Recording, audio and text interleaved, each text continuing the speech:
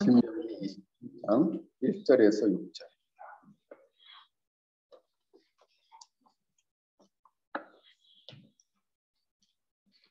신명기 28장 1절에서 6절. 우리 다 함께 같이 합독할까요? 시작. 내가 내 하나님 여호와의 말씀을 삼가 듣고 내가 오늘 내게 명령하는 그의 모든 명령을 지켜 행하면 내 하나님 여호와께서 너를 세계 모든 민족 위에 뛰어나게 하실 것이라. 내가 내 하나님 여호와의 말씀을 청종하면 이 모든 복이 내게 임하며 내게 이르리니 성읍에서도 복을 받고 들에서도 복을 받을 것이며 내 몸의 자녀와 내 토지의 소산과 내 짐승의 새끼와 소와 양의 새끼가 복을 받을 것이며 내 광주리와 떡 반죽 그릇이 복을 받을 것이며 내가 들어와도 복을 받고 나아가도 복을 받을 것이니라. 아멘. 잠깐 기도하겠습니다. 하나님, 이 시간 저희들이 말씀을 듣겠사오니 이 말씀을 들을 수 있는 총명함을 우리에게 허락하여 주옵시고 어린 생명에서부터 장년에 이르기까지 성령 하나님 이곳에 오셔서 저희를 잘 가르쳐 주시옵시고 저희의 심령과 영혼이 착한 마음으로 이 말씀을 받아 순종케 하옵소서. 연약한 종을 단중에 세우셨사오니 성령 하나님께서 강하게 붙드시길 간절히 비오며 예수님 이름으로 기도하옵나이다. 아멘.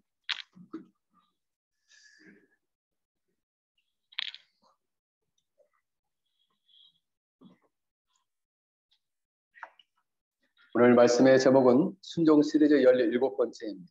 순종하는 자에게 주시는 하나님의 복, 이런 주제를 가지고 말씀을 전하고자 합니다.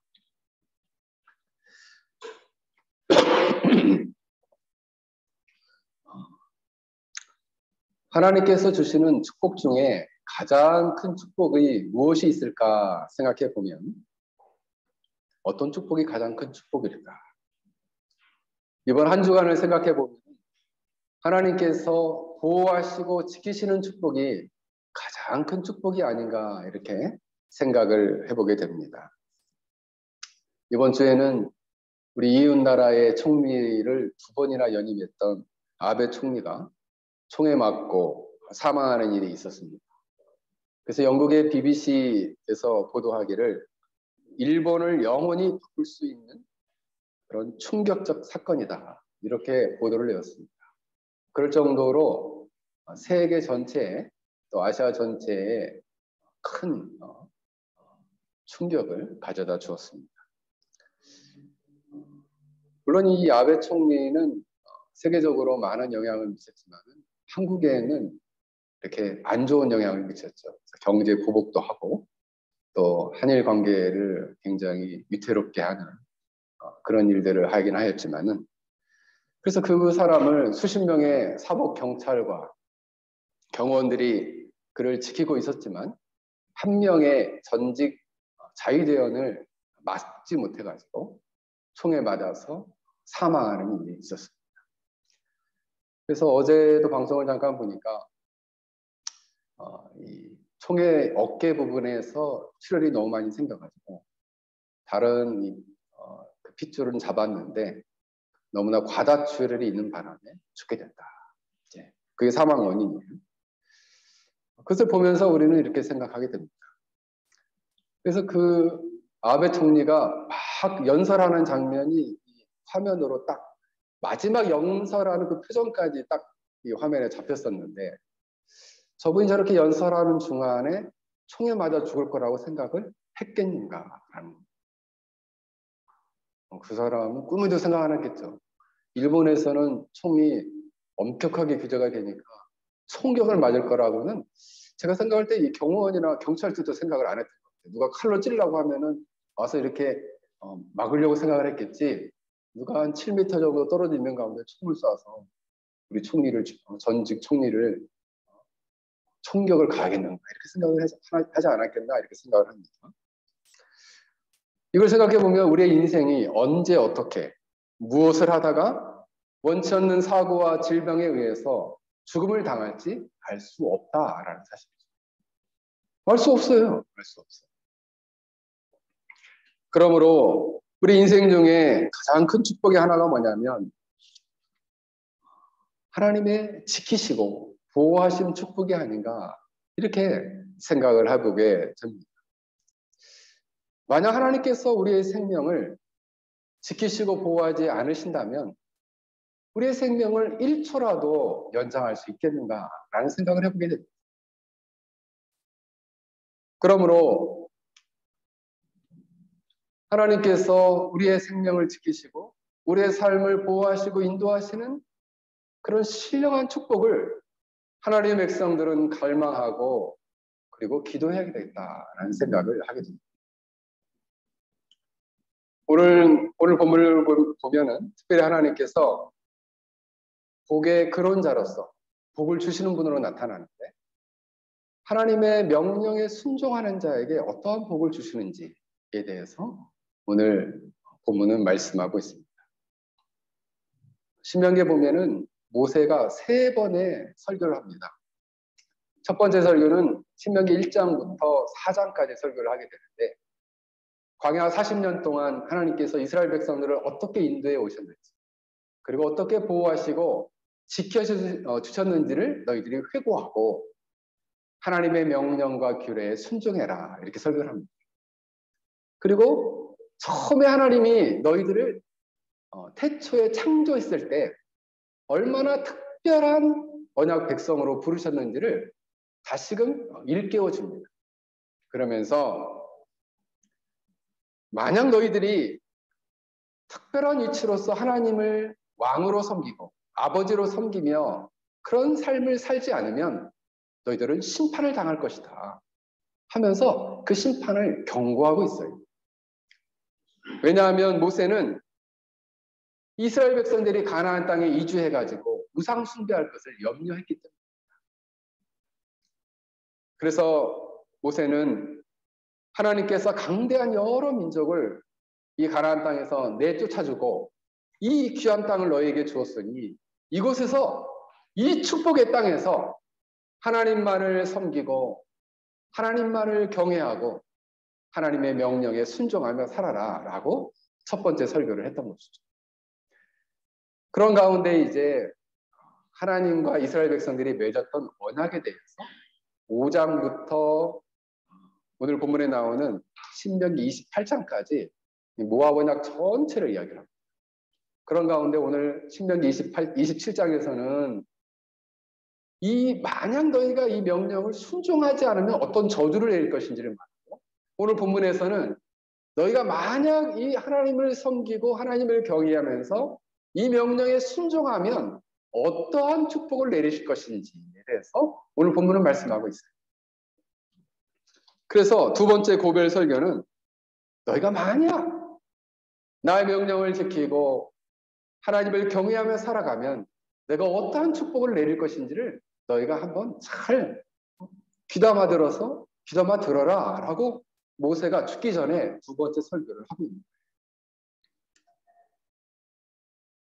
순종이라는 것은 우리가 말씀을 통해 배웠듯이 휘파쿠오라는 단어가 쓰였는데 하나님에 대한 사랑과 복종하는 마음에 대해서 마음을 가지고 낮은 자세로 그의 권위에 복종하고 또한 자신의 마음을 기울여 그것을 듣고 마음으로 받들고 그러니까 낮아진 마음으로 하나님을 경외하고 살아가는 마음을 가지고 그 말씀을 듣고 그리고 받아들이고 그리고 그 하나님의 뜻을 그 안에서 잘 깨달아서 자신의 생각과 자신의 삶을 이 하나님의 뜻에 부합시키는 것 이것이 바로 순종이다라고 말씀을 드렸습니다.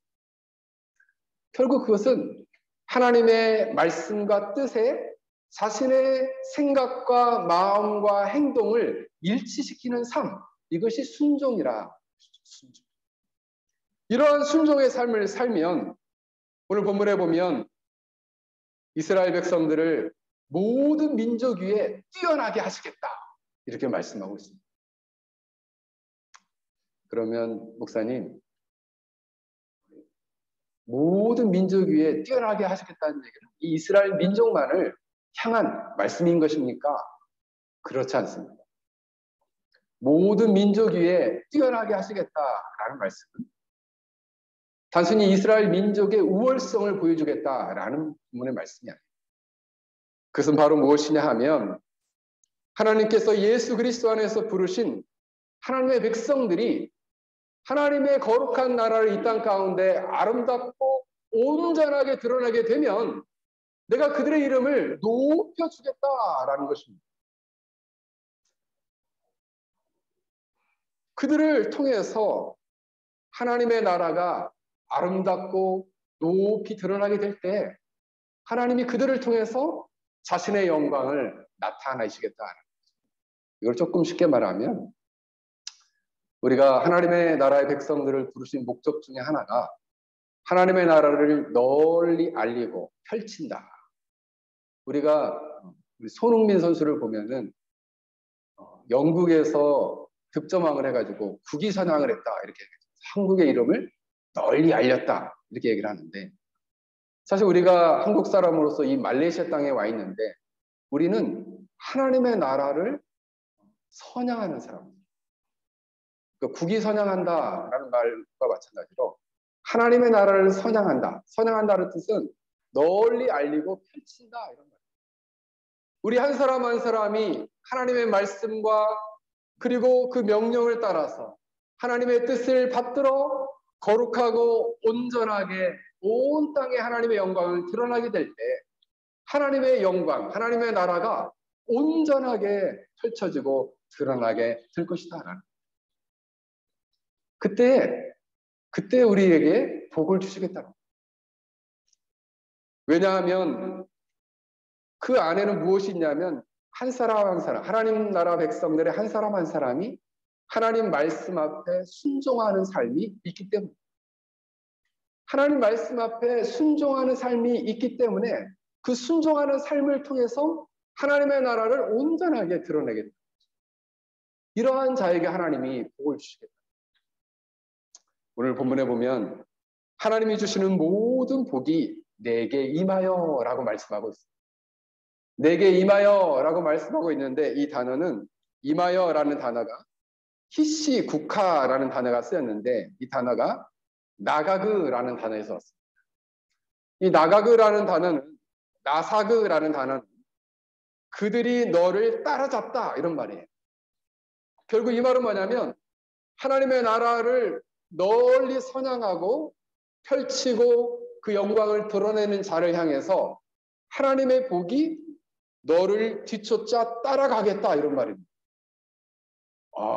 그런 말은 그러면 복이 따라다닌단 말인가요? 그렇습니다.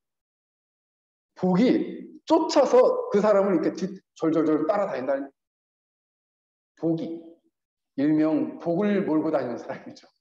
복덩이.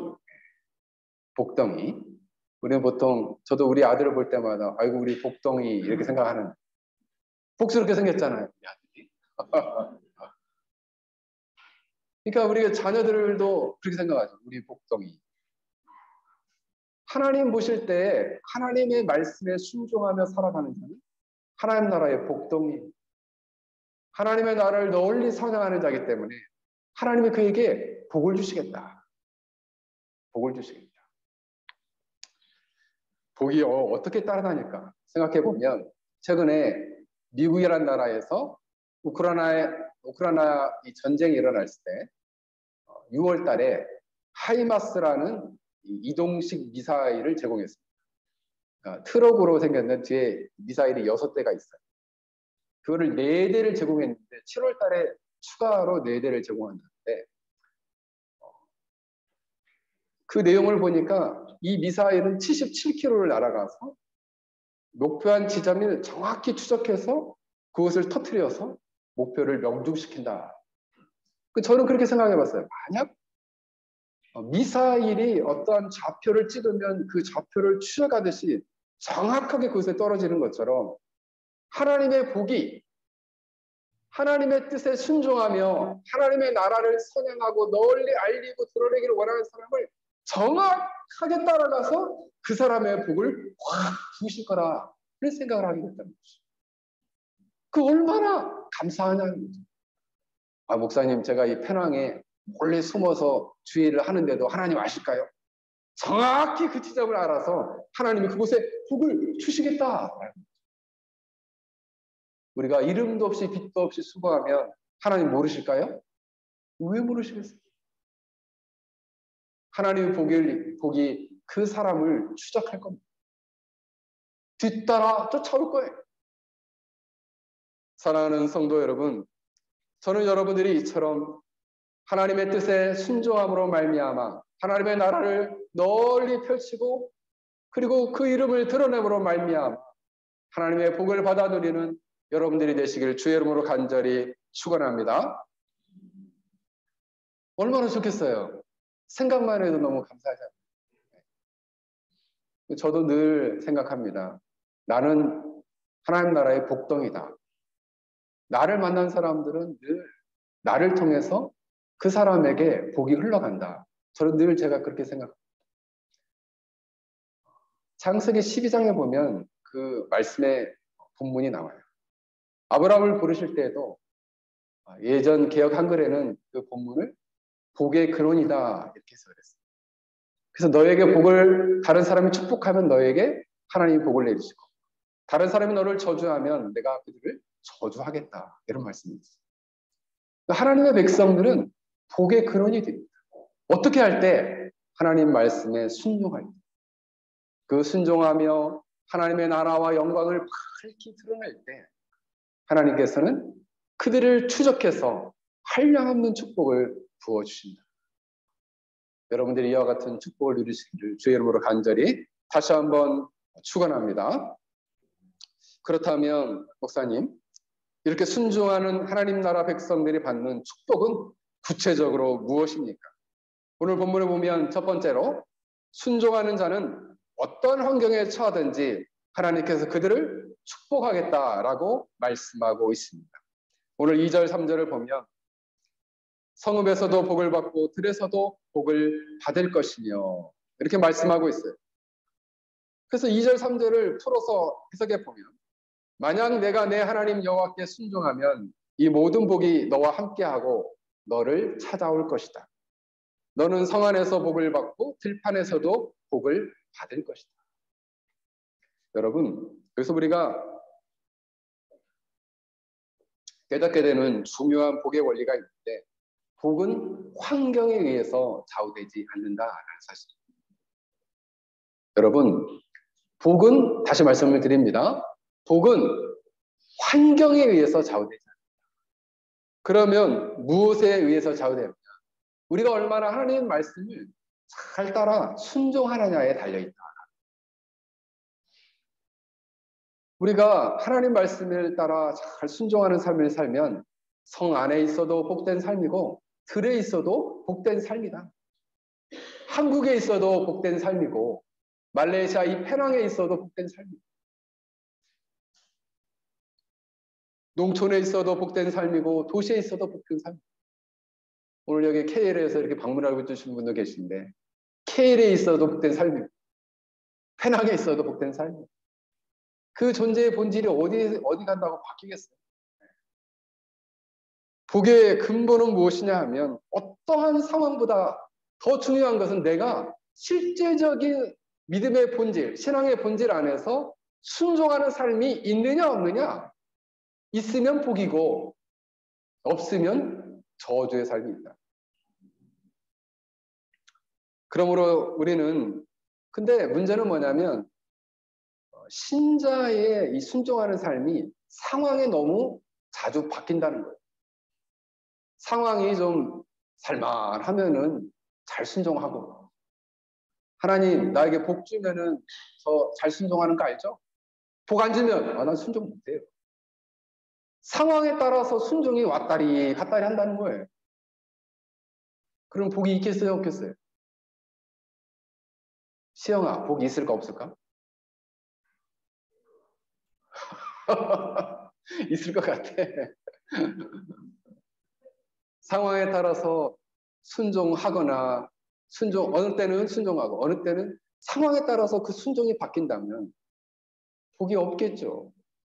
그러나 상황과 상관없이 순종의 삶을 끊임없이 유지하며 살아가면 하나님이 그에게 복을 주시겠다 이렇게 말씀하고 있습니다. 그러므로 우리는 생각해야 합니다. 우리는 어디에 있든지 어떤 상황에 처하든지 우리는 순종의 삶을 살아야겠다라는 결단을 해야 합니다. 목사님, 저 요즘 사업이 좀 어려운데 사업이 어려울 때는 순종 잘 안 되는데 그거 어떡합니까? 그럴 때일수록 더 순종해야 합니다. 정말 복을 주시나 안 주시나 한번 순종 한번 해보십시오. 안 되면 더 순종해야죠. 왜? 하나님이 요구하시는 뭔가가 있으신 거죠. 뭔가 정신 차리라고 하시는 뭔가가 있으신 거죠. 수업이 잘 될 때는요. 사업이 잘 돼요. 일이 잘 될 때는 더 순종해야 돼요. 더 순종. 그러면 목사님 안 될 때나 잘 될 때나 계속 순종해야 되는 건가요? 그렇습니다. 안 될 때나 잘 될 때나 계속 순종해야 돼요. 여기 성경에 보면 이렇게 나오잖아요. 성읍에서도 복을 받고 들에서도 복을 받고 집에서도 복을 받고 사업을 할 때도 복을 받고 가게 가서도 복을 받고 그죠? 어디서든지 복을 받는다는 거예요. 누가? 하나님 말씀에 순종하는 사람. 문제는 뭡니까? 우리가 어디에 있든지 무엇을 하든지 하나님과 동행하며 교제하는 그러한 실제적으로 순종하는 삶이 있느냐 없느냐 이것이 너무나 중요하다라는 거예요. 여러분 창세기 39장에 보면은 요셉이 나옵니다. 요셉은 그 형들 손에 팔려서 애굽의 사람 보디발의 집에 팔렸죠. 그래서 노예 생활을 했어요. 근데 원래는 이 야곱의 집이 종들까지 한 70명이 넘으니까 꽤 큰 집 아니겠어요? 부잣집이에요. 부잣집의 11번째 아들, 라헬의 수생으로 가장 사랑받는 아들. 그러니까 부잣집 귀한 도련님이 보디발의 종이 됐다, 종의 집사가 됐다 하니까 우리가 생각할 때 깔끔한 그런 종이 된 거 아니야 이렇게 생각할 텐데 사실은 이 종이라는 말이 노예라는 말이에요. 노예가 된 거예요. 그러니까 부잣집 도련님에서 노예가 됐어요. 거기에서 또 노예가 된 것도 너무 억울해 죽겠는데 그 보디발의 아내가 또 자기를 갖다가 모함을 해가지고 자기를 막 성적인 범죄를 저지르려고 했다 모함을 해가지고 왕들의 제수를 가두는 감옥에 갇히게 됐어요. 그래서 이젠 죄인이 됐습니다. 죄인이. 그래서 죄인이 아무 죄도 없는데 이 감옥에 갇혀 있으니까 얼마나 억울하겠어요. 나중에 그가 왕 앞에 서고 신하들 앞에 섰어요. 그리고 나중에 그가 애굽의 총리가 됐어요. 그의 삶은 어땠을까요? 동일하게 하나님 명령에 순종하고 하나님과 동행하였다. 하나님이 함께하였다. 이렇게. 사실 그가 형통의 복을 누리게 됐는데 그 중심에는 뭐가 있었냐면 어느 곳에서 어떤 상황 속에서도 늘 하나님과 함께하고 동행하며 그 말씀에 순종하는 삶을 살았던 것을 보게 돼요. 심지어는 보디발의 아내가 그를 유혹했을 때도 내가 어떻게 하나님 앞에서 득죄하리요? 하나님 앞에서의 삶을 추구했어요. 그래서 제가 요셉을 너무 좋아합니다. 그래서 제가 영어 이름이 요셉이에요. 요셉을 너무 좋아해요. 상황과는 상관없이 그 순종의 질이 살아있다. 사랑하는 성도 여러분, 하나님께서는 오늘날에도 이와 같이 순종하는 자를 찾으십니다. 그가 어디에 있든지 복을 주시기를 원하신다. 사랑하는 성도 여러분, 여러분들이 하나님과 함께 동행하며 하나님 말씀에 순종하는 삶을 살 수 있기를 바랍니다. 그리하여 이처럼 놀라운 축복을 받아 누리시기를 주의 이름으로 간절히 축원합니다. 4절을 보면 둘째, 하나님의 복은 어떠한 복인가? 내 몸의 자녀와 내 토지의 소산과 내 짐승의 새끼와 소와 양의 새끼가 복을 받을 것이며 라고 말씀하고 있습니다. 여기서 말하는 복의 내용은 어떠한 복인가? 순종하는 자의 삶의 소출에 복을 주실 것이다. 소출.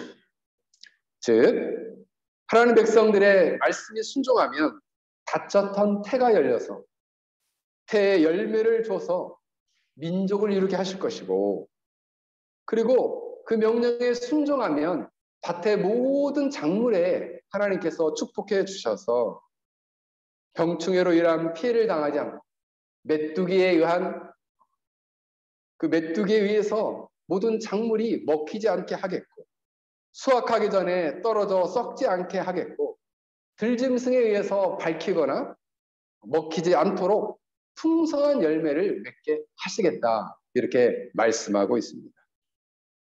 여기 보면 소산, 소출, 이런 소생이라는 말은 똑같은 단어가 쓰였어요. 페라라는 단어가 쓰였는데, 이 단어의 의미는 열매라는, 열매. 하나님께서 최종적 열매에 복을 주시겠다. 최종적 열매. 그러면 목사님, 그 열매가 열기까지, 열매가 열기 전에는 아직 열매가 열리지 않은 그 과정이 있을 텐데, 그 과정은 그럼 어떻게 되는 겁니까? 근데 우리 사람들은 아직 열매가 보이지 않는다는 이유로, 아, 하나님 나에게 복을 안 주셔, 이렇게 생각하는 사람입니다.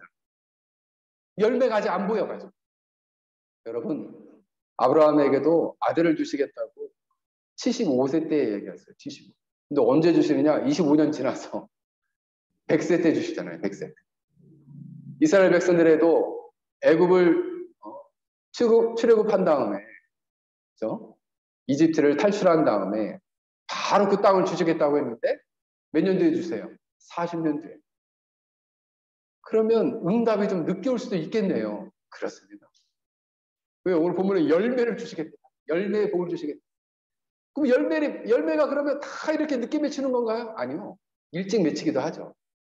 그러나 더디 맺힐 수도 있다는 거죠.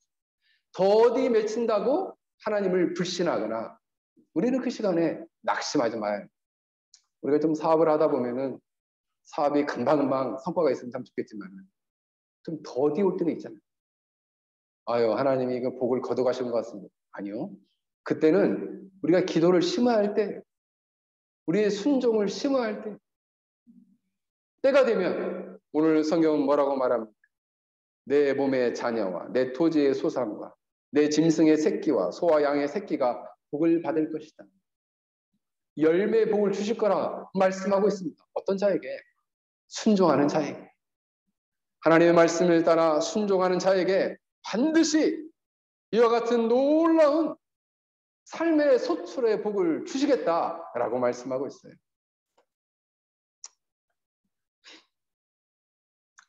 제가 이제 이 페낭에 처음 교회를 개척하고 3년 전에 정착을 할 때 비자 문제 때문에 이제 MMTH를 놓고 계속 기도를 했었는데, 하나님께서 순적하게 모든 일들을 이루어 주셨어요. 그랬더니 저희 단체에 있는 몇몇 선교사님이 하시는 얘기가, 저의 이름을 우리 양 목사님은 이삭 아닙니까? 이삭. 그래서 왜 이삭이냐? 하나님께서 너무나 복을 많이 부어주셔서 이삭 아닙니까? 이렇게 얘기를 하시는 거예요. 창세기 26장에 보면은 이삭이 100배의 축복을 받는 장면이 나옵니다. 26장 12절에 보면 이삭이 그 땅에서 농사하며 그 해에 100배나 얻었고 여호와께서 복을 주심으로 그 사람이 창대하여 왕성하여 마침내 거부가 되어 양과 소가 떼를 이루고 종이 심이 많으므로 블레셋 사람이 그를 시기하여, 이렇게 말씀하고 있습니다. 이삭이 그 당시에 매우 동일한 조건 안에서 똑같은 땅에 같이 땅을 파고 씨앗을 뿌렸는데 100배나 많이 맺혔다. 그래서 원문을 제가 찾아봤어요. 원문을 찾아보니까 100배의 분량, 이렇게 나옵니다. 그러니까 다른 사람은 요만큼의 땅을 읽었다면 한 가마니가 나왔다면 이 이삭은 100가마니가 나옵니다. 왜요? 삶의 소출에 하나님이 복을 주시고. 그래서 여러분들은 이렇게 기도해야 됩니다. 이 모든 것은 똑같이 이랬어요. 비도 똑같이 오고 해도 똑같이 비쳤는데 놀랍게 어떻게 그 땅에 있는 씨앗만 100배의 소출을 받습니다. 우리가 상식적으로 생각해 보면은, 우리가 이번에 작년에 비해서 2배 정도 수출이 많이 나왔어요. 그러면 우리가 생각하기에는 그래 이번에 좀 햇빛이 좀 많았지. 그래 이번에 비가 좀 많이 왔지. 이렇게 적절하게 이 햇빛과 비가 또 양분을 적절하게 공급해줬지라고 상식적으로 이해할 수 있지만 100배가 많은 건요. 이건 상식적으로 이해가 안 되는 얘기. 아니 2~3배 많이 나온 거는 어떻게 할 수 있어요. 100배가 많이 나온 건요. 이거 하나님의 특별한 은혜죠. 특별한 복이에요. 저는 하나님의 뜻에 순종하는 사람에게 이런 특별한 복이 있다라고 생각하는 사람. 믿으십니까? 이것을 안 믿으면 여러분은 신자가 아니에요. 그럼 목사님 저한테도 특별한 복이 있나요? 여러분이 믿기만 하면, 여러분이 그 믿음대로 순종하며 살기만 하면 하나님 여러분에게 특별한 복을 주신답니다. 100배의 축복. 그 저는 늘 기도해요. 이런 100배의 축복을 주시도록. 100배의 축복을 주시도록. 우리 편하게 열린 교회는 뭐 지금 오늘은 우리 성도들이 지금 한국에 많이 들어가서 지금 우리 성도들이 많이 예배를 참석 못했지만 코로나 기간 2년 동안에 우리 교회는 많이 성장했습니다. 거의 예배를 못 드리고 온라인으로 드리는데도 교인들이 등록했어요. 온라인으로 예배를 드리는데 교인들이 등록을 하더라고요. 하나님이 복을 주시기로 작정하면 못 말려요. 근데 먼저 무엇이냐? 우리가 먼저 복을 받을 만한 사람이냐? 내가 복을 받을 만한 사람이냐? 하나님과 동행하며 하나님의 뜻에 순종하는 사람이냐? 이런 특별한 복을 받을 만한 사람이냐? 그런 사람이 되도록, 그런 사람으로 내 자신을 빚어주시도록 기도해야 돼요. 그래서 제가 한국에서 목회할 때 우리 교회는 사업하는 사람들이 꽤 많아요. 제가 사업하는 분들한테 늘 이야기했습니다. 사업을 잘하기 위해서 많은 사람들을 만나면서 술로 접대하는 일에 힘쓰지 말고 그 시간에 하나님을 더 의지하고 기도해라. 하나님이 복을 주시면 술 안 먹고도 잘 도와줄 사람 하나님이 많이 만나게 해주실 것이다. 한 사람을 만나면 되잖아요. 사업에 정말 필요한 딱 한 사람 중에 하자. 그래서 여러분, 하나님이 복을 주실 만한 사람은 그 사람이 복을 받을 만한 사람이 돼야 합니다. 사랑하는 성도 여러분, 여러분들은 어떤 사람입니까? 하나님이 이처럼 복을 주실 만한 복된 사람입니까? 하나님과 동행하며 하나님의 뜻에 순종하며 그리고 하나님의 나라를 널리 드러내며 펼치기를 소원하는 사람입니다. 만약 여러분에게 하나님께서 사업에 복을 주시면 내가 이 복을 가지고 잘 먹고 우리 가족이 행복하게 살아야지 라고 거기에만 목적이 있다면 하나님 여러분에게 왜 복을 주시겠어요? 하나님의 나라를 널리 사냥하는 일에 하나님이 복을 주시면 흘려보내겠습니다 라면 하나님 복을 주시겠죠. 우리의 삶의 목적과 방향도 하나님의 뜻에 일치할 때 하나님이 복을 주신다라는 사실입니다. 마지막으로 오늘 본문에 보면 어떠한 복을 주시느냐. 오늘 5절에 보면 이렇게 말씀합니다. 내 광주리와 떡 한 주 그릇이 복을 받을 것이며 내가 들어와도 복을 받고 나아가도 복을 받을 것이다. 여기서 광주리라는 단어는 이스라엘 백성들이 추수하는 열매들을 담는 바구니를 말했어요. 떡 반죽 그릇은 이 추수한 것을 다 껍질을 벗겨가지고 그래서 가루로 만들어가지고 떡을 해 만들어 먹는 거죠. 그러니까 추수의 끝이에요. 그 추수의 시작의 때와 추수의 끝. 그래서 추수의 시작과 끝에 복을 주시겠다 이런 말이에요. 이 말을 바꿔서 생각해 보면 모든 때에 복을 주시겠다 이런 말이에요. 목사님 그러면 하나님이 복을 주시는 때가 있나요? 그렇습니다. 때가 있습니다. 항상 복을 주시는 건 아니에요. 하나님이 특별한 복을 주시는 때가 있어요. 시작의 때에 복을 주시는 경우도 있고 열매를 거둘 때에 복을 주시는 경우도 있어요. 그럼 오늘 본문의 말씀처럼 그것을 시작하는 광주리와 떡 반죽 그릇에 동일하게 복을 주실 때가 있다는 거죠. 모든 때에 복을 주실 수 있다는 거예요. 어떻게 하기만 하면 우리가 복을 받을 만한 사람이 되기만 합니다. 하나님이 이와 같이 복을 주시겠다. 한마디로 말하면 하나님의 복은 때를 가리지 않고 주시겠다. 할렐루야. 얼마나 감사한 일. 아유, 하나님 올 1월 달에 복을 주셨는데 이제 6개월 지나고 7월 달 됐는데 올 여름에는 없는 겁니까? 7월에는 복이 없는 달입니까? 아니요. 7월에도 복을 달라고 기도해요. 매일매일 복을 달라고 기도해요. 그래서 매일 기도해요. 매일의 삶에 복을 주시도록.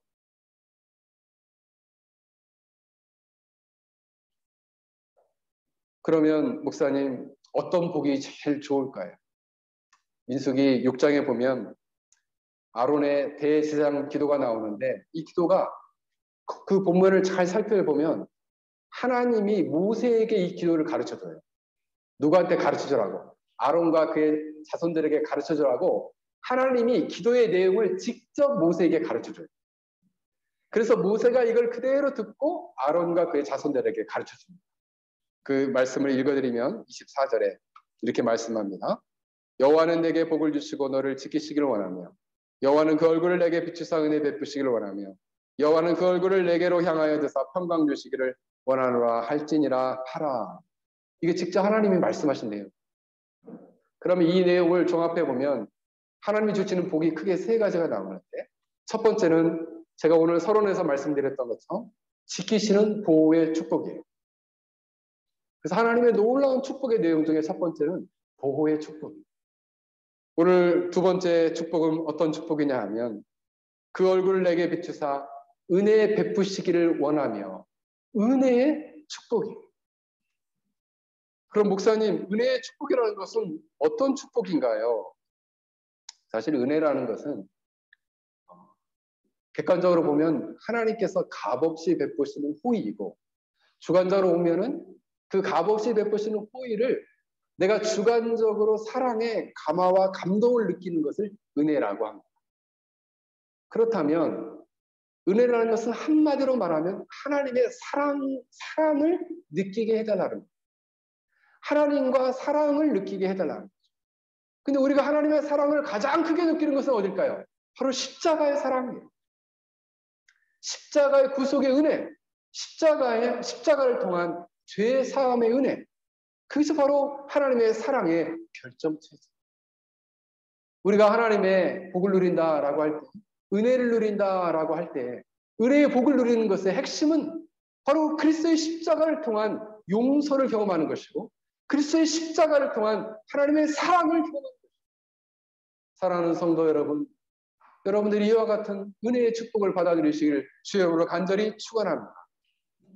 뿐만 아니라 세 번째 축복은 평강의 축복. 이 평강은 마음의 평강을 주신다. 그 마음의 평강은 그 평안한 마음을 그대로 유지할 뿐만 아니라 그 평강을 뛰어넘는 놀라운 기쁨을 그 안에 부어주시겠다. 평강 안에는 늘 기쁨이 따라다녀. 흔들리지 않는 기쁨, 그 평강을 주시겠다. 그럼 하나님께서 아론을 통해서 이스라엘 백성에게 주시기를 원하는 축복은 세 가지네요. 그렇습니다. 보호와 은혜와 그다음에 평강과 기쁨. 그래서 여러분 기도할 때에도 하나님 복 주세요, 복 주세요, 복 주세요. 무슨 복? 그냥 복이요. 그렇게 기도하지 말고 구체적으로 기도하십시오. 하나님, 저희 가정 안에 평강과 기쁨의 복을 주세요. 하나님, 저희 가정 안에 이렇게 사랑과 은혜의 축복을 저에게 부어 주십시오. 하나님, 저희 가정에 보호의 이러한 축복을 보호해 주십시오. 저희 남편도 지켜주시고요. 저희 아내도 지켜주시고요. 저희 자녀도 지켜주시고요. 저희 가족도 지켜주시고 저희 남편들의 사업과 생업도 하나님 지켜주시고 이렇게 하나님께서 보호하시고 지켜주시도록 사랑하는 자녀들의 건강을 지켜주시고 그리고 우리 각자의 건강도 지켜달라. 여러분 하나님께 기도해야 되는 것입니다. 사랑하는 성도 여러분, 신자의 삶, 하나님과 동행하며 하나님의 뜻에 부합하여 순종하는 삶을 살기를 소원하는 자에게는 이와 같은 놀라운 축복이 때를 가리지 않고 상황을 가리지 않고 우리 삶의 모든 소출 위에 하나님이 부어주시겠다 약속하고 있습니다. 여러분들이 이 약속을 믿고 일생토록 하나님과 동행하며 그 뜻에 순종하며 살아가는 복된 인생이 되길 주의 이름으로 간절히 축원합니다. 우리 오늘 말씀을 생각하며 우리 함께 같이 기도하겠습니다. 하나님께서 이와 같은 축복을 우리에게 허락하여 주시도록 우리 말씀을 생각하며 함께 같이 기도하겠습니다.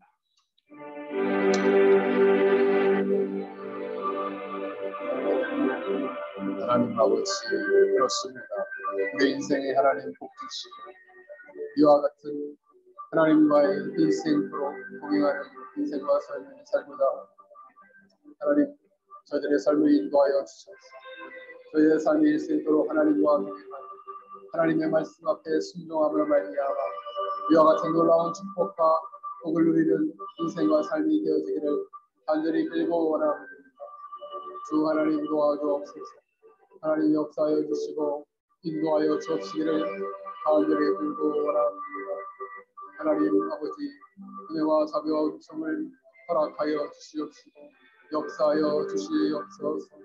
하나님 우리의 전 존재와 삶을 받아주시고 저희들의 가정과 저희들의 남편과 가족과 자녀들과 저희들의 생업과 직장과 사업 위에 하나님의 신령한 하나님의 이와 같은 놀라운 하나님 상상할 수 없는 축복을 우리에게 특별한 복을 부어 주시기를 간절히 빌고하나 아버지 도우시고 자비와 은총을 허락하여 주시옵소서. 그래 온 인생과 삶이 하나님을 기쁘시게 하는 바른 인상과 삶이 될 수 있도록 저희를 축복하여 주시옵소서.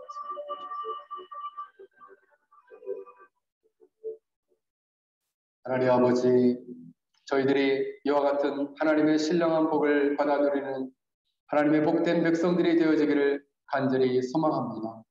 저희가 일생토록 하나님과 동행하는 사람, 믿음의 사람, 순종의 사람이 되어서 어느 상황에 처하든지 어느 환경에 있든지 무엇을 하든지 어느 때에 있든지 간에 하나님 저희들에게 특별한 복을 하나님 100배의 복을 우리에게 허락하여 주시옵소서.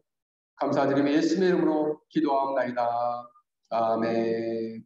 다 함께 기립하셔서 630장 찬양하겠습니다. 진리와 생명의 신주 이 몸을 바치옵니다. 믿음과 소망 사랑에 한마음 내게 하소서.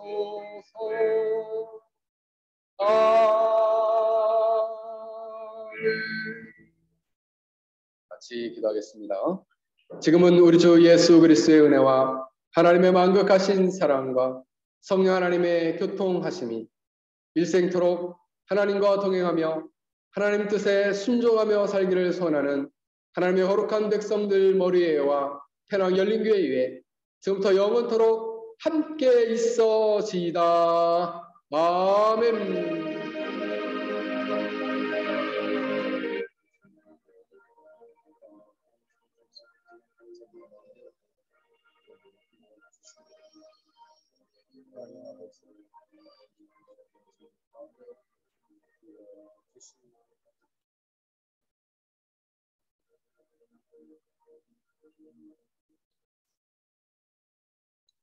감사합니다. 자리에 앉아 주십시오.